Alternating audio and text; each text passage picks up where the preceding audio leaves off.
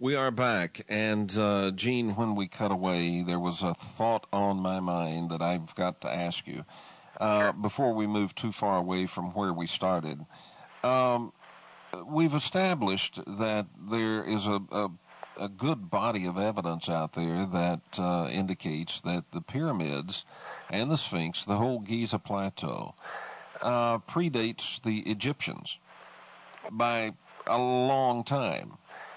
Who built the pyramids? Well, the easier answer is Enoch built the pyramids.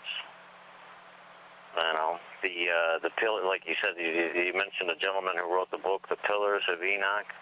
That's correct. And right, and so that's I've looked up Enoch, and I'm not thoroughly convinced, or I'm not done with my research enough to really say who built the pyramids, other than it must have been, to me, it seems like it would be the people that came to, the great teachers that came to us from Atlantis.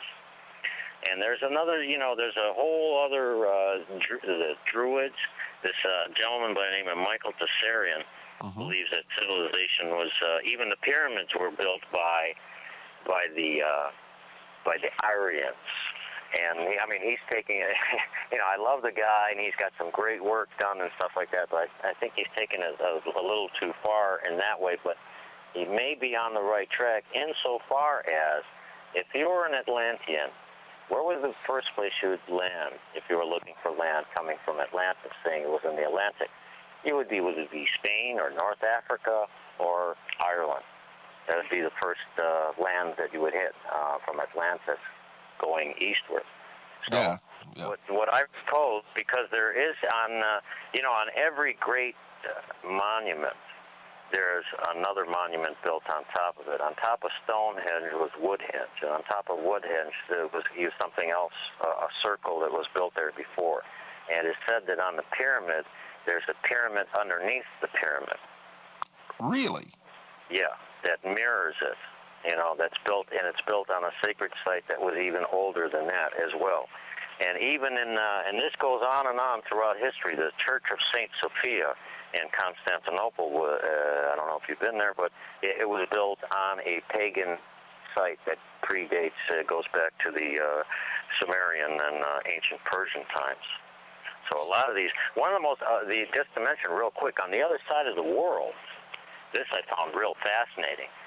If you take a direct line through the pyramid and go right straight to the other side of the world, you know where you end up? No. Angkor Wat in Cambodia. And again, there's a lineup of the stars with the star system Draco, and I can't remember the other one, but Graham Hancock had been down there and had calculated that out. And not only that, not too far away from me, going east, I live on the tip of the Bermuda Triangle. Okay? And again, if you take a straight line from the Bermuda Triangle, you end up on the other side of the world at the Dragon Triangle. It's in the South Sea of Japan, where they also found, in 150 feet of water, ancient structures. You ever seen the structures of in the Sea of Japan? Yeah, you're talking about it starts with a Y. It's not Yamaguchi, but it's something like that. Yamachi or something like that. It was yeah. And I've seen them, the pictures of them, and there's no way that these things were not. You don't have perfect squares and 90-degree angles in nature. It just doesn't happen. So these things were previously built. And what I think Hancock presupposed was the fact that, again, these must have been built before the Great Ice Age hit, because at that time the water in the oceans would have been 400 feet less than where they are today. And that's why that accounts for what they covered them up. And there's other finds, too. Not too far out here off of Bimini is the Bimini Road. And I've talked to divers that have seen it and flown over it and have been there. I'm a little shy of flying out there because of this, being that I am on the tip of the Bermuda Triangle, and this is a different energy area here. You can feel it when you're here. Well, also, off of the coast of Cuba, was discovered underwater, massive structures, and there is a pyramid structure, and made of white granite. And there was a great deal of a flurry of news about it when it was discovered, and then it all went quiet. Well, for years. But there's pyramids. There's pyramids. They're discovering them all the time. There was one in Bosnia that I think that you know about. There was another one in Peru that was recently discovered, and the pyramid is the kind of structure that stays forever. It's a natural geometric structure that a man would build. But only the Great Pyramid has that angle of 51, 51, 14, which is the one that brings in the energy. Like none of the other ones are built at the same angle. Now, by the way, you know where the quite unusual indeed. You know where the largest pyramid in the world is? China, isn't it? No. East St. Louis. East St. Louis. East St. Louis. Yeah. It's, mound. Yeah, pyramid the mound. Right. I've been to that thing. It's again, you have anytime you're around these like sacred areas, there's definitely a different feel.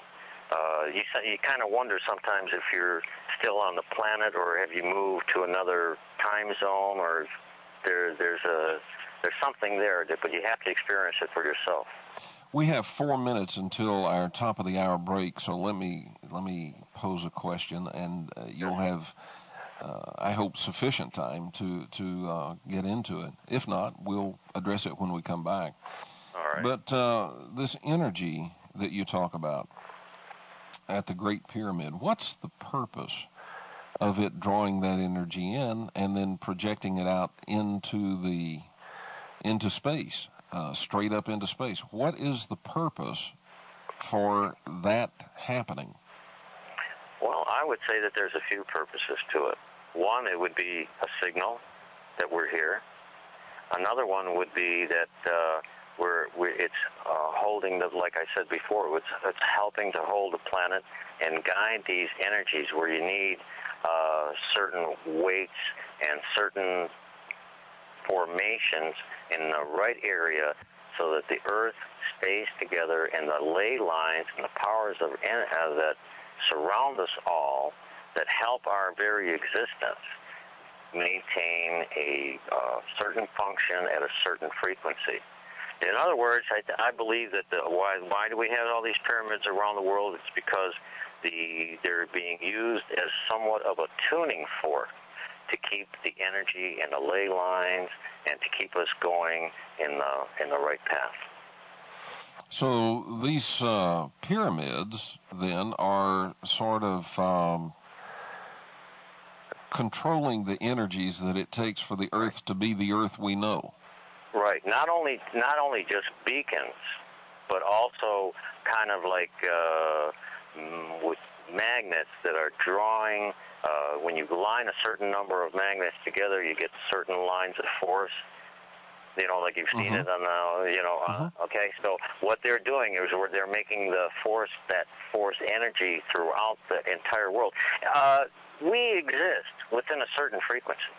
Yeah. Everything, like the Hindus say, that everything is a frequency, everything is a vibration.